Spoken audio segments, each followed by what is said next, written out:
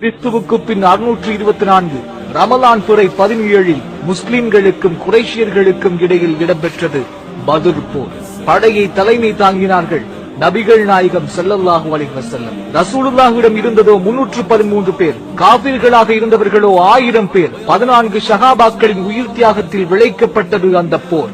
Abu Jahl, Utba இப்னு ராபியா, உமையா இப்னு கலப் போன்ற கொடிய காபிர்கள் கொல்லப்பட்டனர் அந்த போரில். தன் படையை விட 3 மடங்கு பெரிய படை இதை வீழ்த்தினார்கள் கண்மணி நாயகம் ஸல்லல்லாஹு அலைஹி வஸல்லம் அவர்கள்.